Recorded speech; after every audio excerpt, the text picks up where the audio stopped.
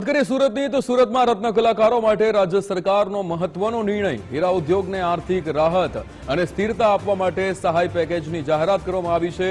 રાજ્ય સરકાર આપશે અસરગ્રસ્ત રત્ન કલાકારોના બાળકોનો અભ્યાસનો ખર્ચ। અસરગ્રસ્ત રત્ન કલાકારોના બાળકોને 1 વર્ષની અભ્યાસ ફી ચૂકવવામાં આવશે।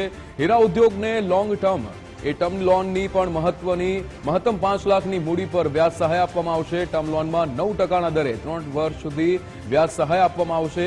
હીરા ઉદ્યોગને ઇલેક્ટ્રિસિટી ડ્યુટીમાં 1 વર્ષ સુધી મુક્તિ આપવામાં આવશે। સહાય યોજનામાં રત્ન કલાકારની પાત્રતા 21 વર્ષની ઉંમર હોવી જોઈએ। 31 માર્ચ 2024 પછી જેમને કામ ન મળ્યું હોય તેને રાહત પેકેજ લાગુ કરવામાં આવ્યું છે। ઓછામાં ઓછા 3 વર્ષ હીરાના કારખાનામાં કામગીરી કરેલી હોવી જોઈએ। સ્કૂલ ફી મહત્તમ 13,500ની મર્યાદામાં હોવી જોઈએ। સહાયની રકમ ડાયરેક્ટ બેંક ખાતામાં જમા કરવામાં આવશે। 2.5 કરોડથી ઓછાનું રોકાણ હોય તેવા હીરા ઉદ્યોગો માટે પણ રાહત પેકેજ લાગુ કરવામાં આવ્યું છે। વર્ષ 2022 થી 2024 સુધી હીરા ઉદ્યોગ સાથે સંકળાયેલા હોવા જોઈએ। આપઘાત કરનારા રત્ન કલાકારોની યાદી મંગાવવામાં આવી છે। યાદી આવ્યા બાદ આપઘાતનું કારણ શોધવા કમિટી કામ કરશે। 31 માર્ચ 2025 પહેલા રજીસ્ટ્રેશન હોય તેવા એકમોને સહાય પેકેજ લાગુ કરવામાં આવ્યા છે। ત્યારે સુરતમાં રત્ન કલાકારો માટે રાજ્ય સરકારે જે મહત્વનો નિર્ણય લીધો છે। અસરગ્રસ્ત રત્ન કલાકારોના બાળકોની શિક્ષણથી વંચિત ન રહે તે માટે 1 વર્ષ માટે તેમની શાળાની ફી રાજ્ય સરકાર દ્વારા ચૂકવવામાં આવશે। હીરા ઉદ્યોગોના એકમોને ટર્મ લોનની મહત્તમ 5 લાખની મૂડી ઉપર 9%ના દરે 3 વર્ષ સુધી વ્યાજ સહાય તેમજ ઇલેક્ટ્રિસિટી ડ્યુટીમાં પણ 1 વર્ષ સુધી મુક્તિ આપવાનો નિર્ણય લેવામાં આવ્યો છે। આના નિયમો બનાવવામાં આવ્યા છે અને એની કમિટીઓ બી બનાવવામાં આવી છે। રત્ન કલાકારની પાત્રતા આ સહાય યોજનામાં જે 31/3/2024 પછી જેમને કામ ના મળ્યું હોય, જેને નોકરી ના મળી હોય કે જેને હીરા કારખાનામાંથી છૂટા કરેલ હોય, આ પૂર્વેમાં એવા રત્ન કલાકારોએ ઓછામાં ઓછા 3 વર્ષ કોઈ પણ હીરાના કારખાનામાં કામગીરી કરી હોવી જોઈએ। હાલ હીરા ઉદ્યોગમાં રોજગારીથી વંચિત હોવો જોઈએ। રત્ન કલાકારની ઉંમર 21 વર્ષથી વધારે હોવી જોઈએ। રત્ન કલાકારોના બાળકોને 1 વર્ષ માટે ફીના 100% લેખે પ્રતિ બાળક ભરવામાં આવેલ સ્કૂલ ફી મહત્તમ 13,500ની મર્યાદામાં હોવી જોઈએ। જે કઈ ફીઝ હશે એ ફીઝમાં 13,500 પ્રમાણે ડીબીટી એટલે કે ડાયરેક્ટ બેંક ટ્રાન્સફરના માધ્યમથી આપવામાં આવશે। રત્ન કલાકારોના પડતર પ્રશ્નો મુદ્દે આજ રાજ્ય ગૃહમંત્રી દ્વારા મહત્વપૂર્ણ જાહેરાતો કરવામાં આવી છે અને આ જાહેરાતને સુરત ડાયમંડ વર્કર યુનિયન ના હોદ્દેદારો કઈ રીતે જુએ છે આપણે સીધી વાત કરીશું તેમના જોડે। આપનું નામ? મારું નામ હરી મહારાજ। આજે જે જાહેરાત થઈ છે 13,500 જે શિક્ષણ ફી બારામાં તેને અમે આવકારીએ છીએ, પણ એમાં તમામ રત્ન કલાકારના બાળકને લાભ નહીં મળે એવું મારું માનવું છે, કે કારણ કે આમાં એવું જાહેરાત થઈ છે કે સંપૂર્ણપણે રત્ન કલાકાર બેરોજગાર હોવો જોઈએ।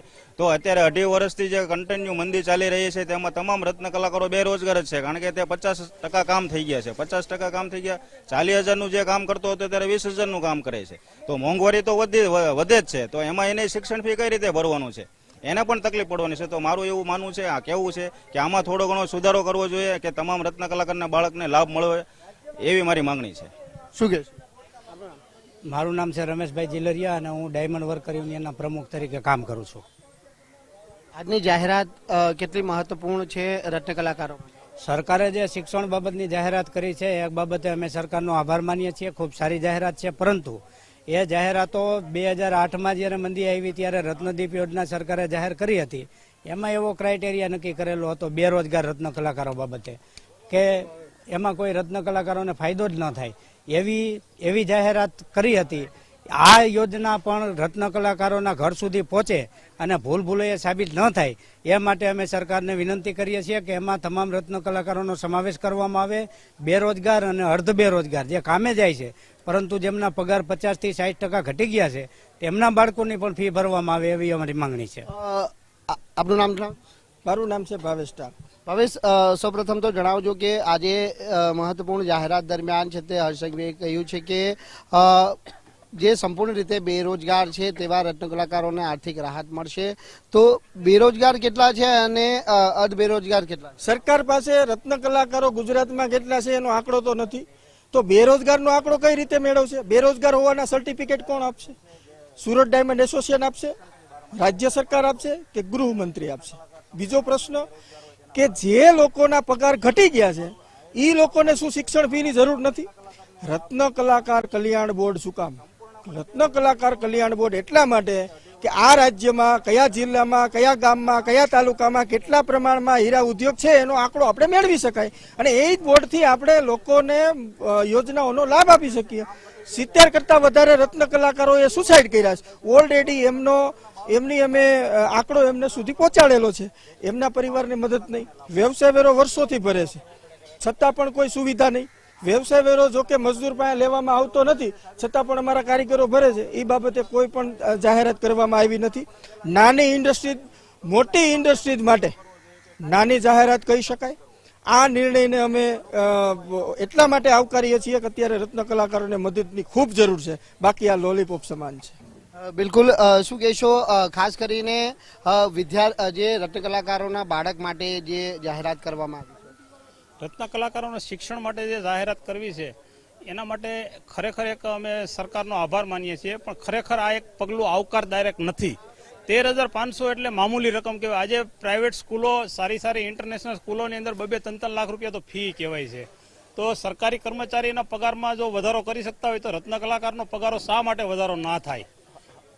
અને જો એને પેકેજ જાહેર કરવું હતું તો ડાયમંડ વર્કર યુનિયન જે ઘણા સમયથી લડત કરી રહ્યો છે એનો સંપર્ક કરીને જો એનો સાચો આંકડો પણ એને મેળવી શકત. બિલકુલ. અહીં અનેક રત્ન કલાકારો અન્ય પણ ઉપસ્થિત છે. શું કહેશો, હવે આ આર્થિક રાહત પેકેજ જે જાહેર કરવામાં આવ્યું છે એનાથી રત્ન કલાકારો સંતુષ્ટ છે કે નહીં? રત્ન કલાકારો જે 13,500 ની સહાય કરી એ માટે સંતુષ્ટ છે, પણ આને માટે કોઈ ડાયમંડ વર્કર યુનિયનના સભ્યો જે રમેશભાઈ જેલરિયા છે, ભાવેશભાઈ ટાક છે, હરિમારા છે તેનો સંપર્ક કરવો જોઈએ. તે રત્ન કલાકારો સાથે સીધા સંકળાયેલા હોય છે. આપ શું માનો છો આ જાહેરાતને? જાહેરાત કરી બહુ સારું વાત કહેવાય, પણ રત્ન કલાકાર માટે કોઈ યોજના છે નહીં. હજી રત્ન કલાકાર યોજના શરૂ કરે, રત્નદીપ યોજના શરૂ કરે. કારીગરોનો પગાર 50% થઈ ગયો છે. 46,000નું કામ કરતા એ 15,000 આવી ગયા છે. તો રત્ન કલાકાર આ સમયમાં મંદી કેમ ભોગવી શકે? તો બિલકુલ આપણે જણાવી દઉં કે આજ રોજ જે રાજ્ય ગૃહમંત્રી હર્ષભાઈ સંઘવી દ્વારા જે પત્રકાર પરિષદ યોજવામાં આવી હતી અને તેમાં મહત્વપૂર્ણ જાહેરાત એ કરવામાં આવી છે કે સંપૂર્ણ બેરોજગાર હોય તેવા રત્ન કલાકારોના બાળકોના અભ્યાસ ફી પેટે 13,500 રૂપિયા છે તે સીધા તેઓના ખાતામાં ટ્રાન્સફર કરવામાં આવશે. તો આ સાથે જ જે અર્ધ બેરોજગાર એટલે કે જે રત્ન કલાકારો હાલ પણ હીરા ઉદ્યોગમાં કામ કરી રહ્યા છે પરંતુ પહેલા તેઓનું જે 100% પગાર મળતો હતો તેની જગ્યાએ તેને હાલ 50% પગાર મળી રહ્યો છે. એટલે આવા રત્ન કલાકારોનો પણ યોજનાની અંદર સમાવેશ કરવામાં આવે તેવી માંગ છે તે કરવામાં આવી રહી છે.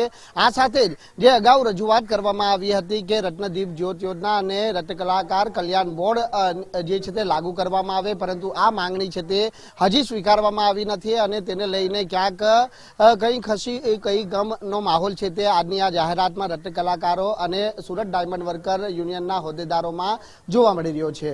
કેમેરામેન દેવાંગ રાણા સાથે રાકેશ બ્રહ્મભટ્ટ, ગુજરાત ફર્સ્ટ, સુરત.